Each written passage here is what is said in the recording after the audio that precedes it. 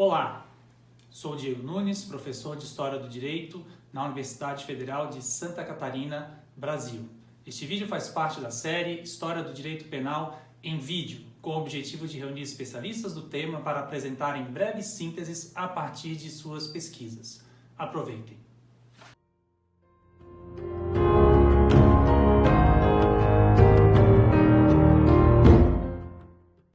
Bom dia, meu nome é João Luiz Ribeiro e a convite do caro professor Diego Nunes, eu vou contar para vocês um pouco da história da Lei de 10 de junho de 1835.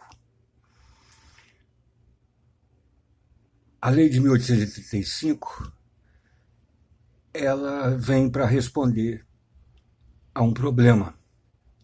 Como tornar escravos e homens livres desiguais diante da morte? Ou, mais especificamente, desiguais diante da pena de morte, uma vez que o Código Criminal de 1830 e o Código de Processo Criminal de 1832 dava aos escravos os mesmos direitos, as mesmas garantias que os homens livres tinham. Os jurados para impor a pena de morte deveriam votar unanimemente. Tanto homens livres como escravos poderiam protestar por um segundo julgamento, apelar a tribunais superiores, aos tribunais da relação, e mesmo requerer revista no Supremo Tribunal de Justiça.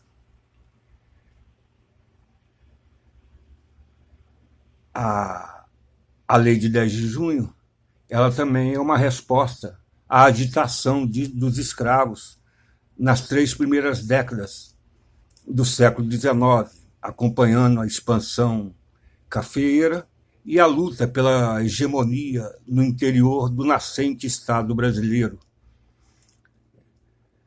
Rebeliões e tentativas de rebeliões de escravos, insurreições, como o Código dizia, insurreições de escravos, assustavam as elites senhoriais. A Lei de 10 de junho, ela responde diretamente a uma insurreição que ocorreu em 13 de maio de 1833, no sul de Minas, no distrito de Carrancas, em São João del Rei. Após essa insurreição, no dia 10 de junho de 1833, o governo regencial enviou uma proposta à Câmara dos Deputados, alterando o processo criminal nos casos em que o escravo matasse o senhor, o feitor, o administrador, os familiares do senhor e desses prepostos. O ponto mais interessante dessa proposta é que retirava da alçada do júri o julgamento desses escravos. Eles passariam a ser julgados por uma junta de 6 juízes de paz. Cabe lembrar que pelo Código Criminal, pelo Código de Processo Criminal, tanto escravos como homens livres eram julgados por jurados, por um tribunal do júri, um tribunal de iguais, de pares. Nesse sentido, os escravos, ao responderem por um crime, eles eram tratados como iguais, como pares, como pessoas, né? Enquanto no direito civil eles eram coisas.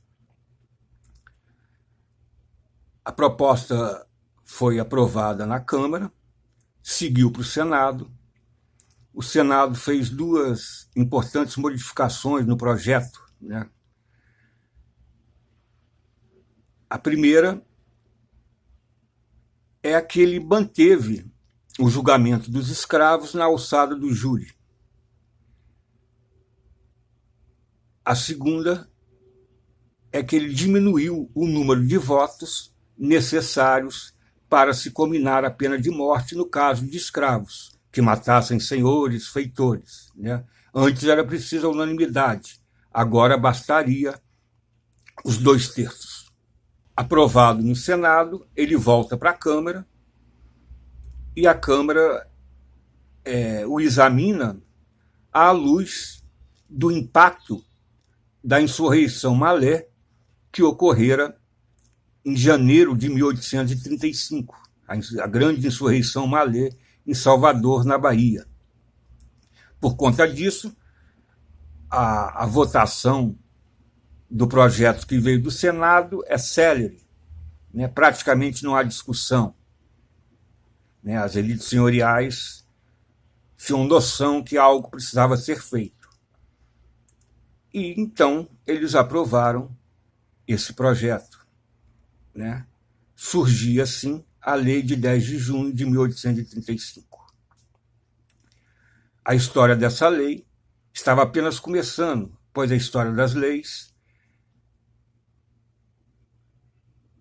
é a história da sua aplicação ao longo do tempo, das suas eventuais modificações, das suas interpretações pelos operadores do direito, né? Pelos promotores, pelos juízes, pelos desembargadores e, no caso brasileiro, pelos conselheiros de Estado, em particular pela seção de justiça do Conselho de Estado, né? 3 grandes questões jurídicas a Lei de 10 de junho suscitou, né? A primeira foi em relação à graça imperial. A graça imperial já havia sido proibida por um decreto de 1829 no caso de escravos que matassem senhores. Agora se apresentava a pergunta: os escravos condenados à morte pela Lei de 10 de junho terão direito a requerer a graça? A resposta a essa pergunta foi dada pelo decreto de 1837, por um decreto de 1837, que vai dizer o seguinte: os escravos que matassem os senhores continuariam sem direito a requerer a graça, mas os presidentes de província, se julgassem por bem, poderiam remeter o processo ao poder moderador, que examinaria o pedido de graça, ou a graça, né? Se a graça poderia ou não ser concedida. Mas note bem, os escravos que matassem os senhores, já os escravos que matassem feitores, familiares de senhores e de prepostos, esses poderiam requerer a graça.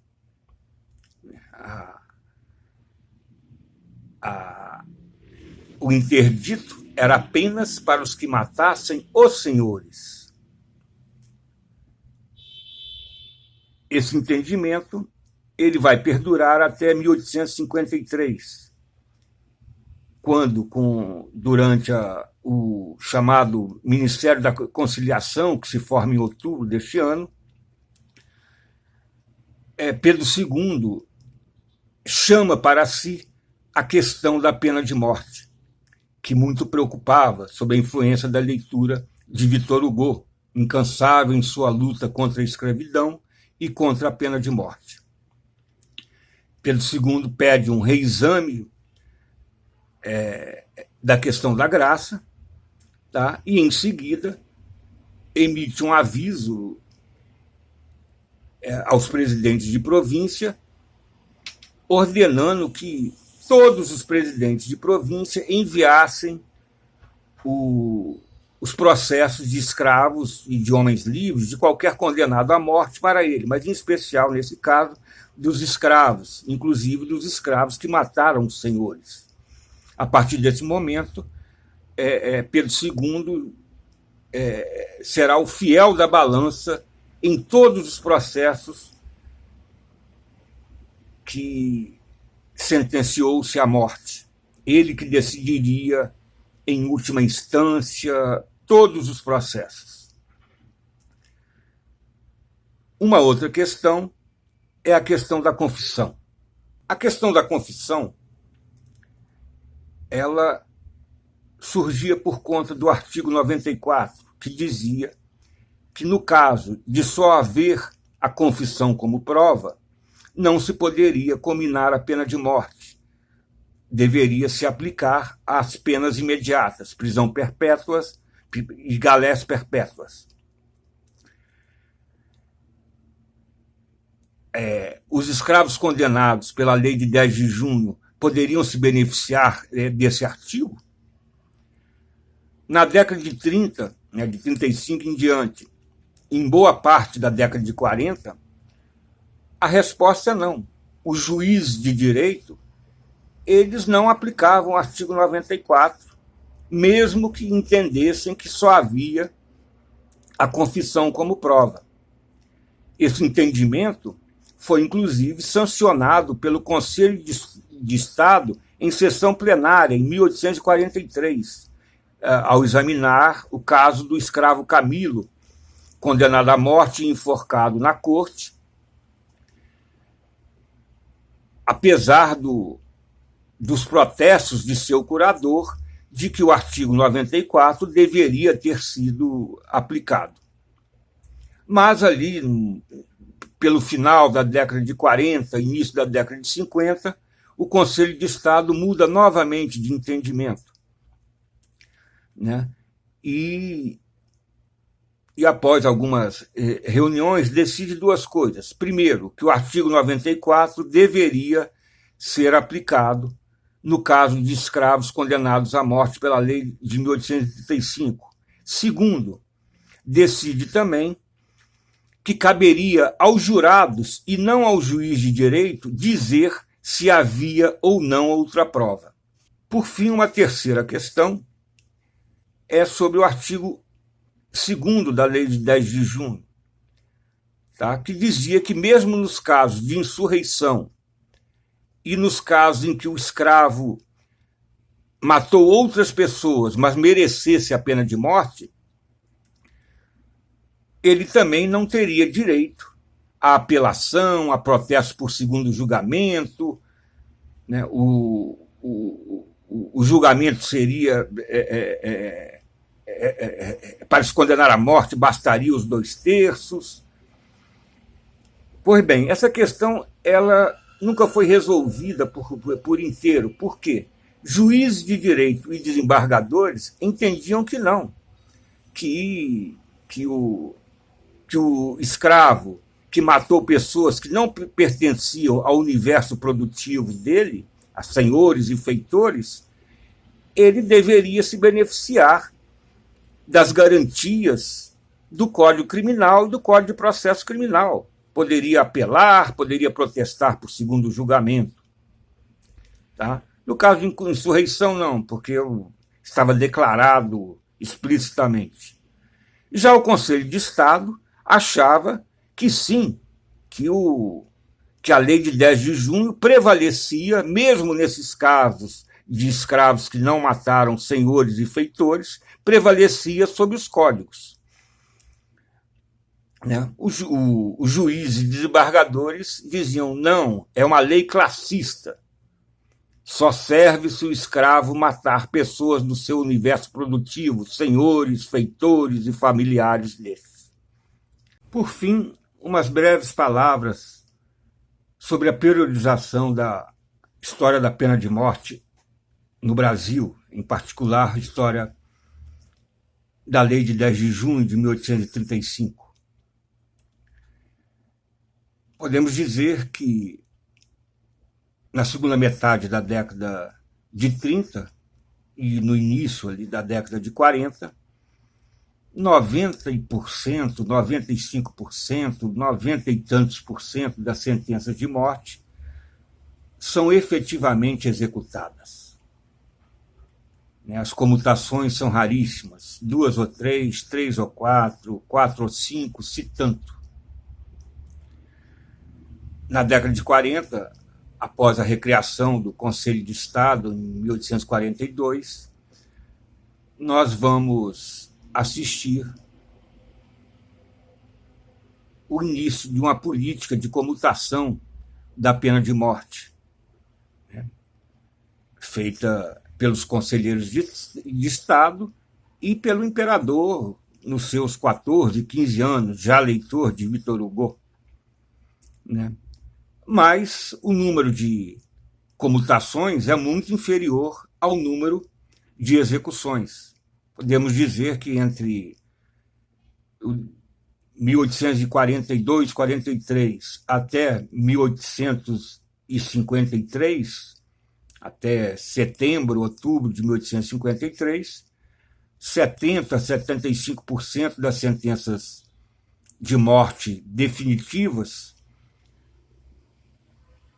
foram executadas, né? Se comuta, mas se executa mais. A partir do Ministério da Conciliação, de outubro de 1853, a partir do momento em que Pedro II chama para si a questão da pena de morte, nós veremos um aumento significativo, gradativo e sempre crescente do número de comutações. Na década de 60, as execuções se tornam raras. A última execução de um homem livre no Brasil foi em Goiás, em Santa Luzia, em outubro de 1861. As execuções de escravos se tornam raras. Entre 1860, 61 e 1876, mal vão chegar a 5% do total de sentenças de morte definitivas ou do número de comutações, né? Se executa muito pouco, em casos extremos, tá? Pedro II, quando não comutava, costumava engavetar os processos, né? Então, o número de execuções nesses 15 anos, entre 1860 e 1875, 76, o número de execuções é muito pequeno, muito baixo. A partir de 1876, Pedro II não mais vai ordenar a execução de sentenças de morte. A última execução foi em 1876, do escravo Francisco, em Penedo, nas Alagoas. Nesse mesmo ano, Pedro II vai a Paris, conversa com Victor Hugo, certamente sobre a pena de morte e sobre a escravidão, e quando volta, está decidido a não permitir mais a execução da pena de morte no Brasil. Decidiu, assim o fez. Muito obrigado, professor Diego.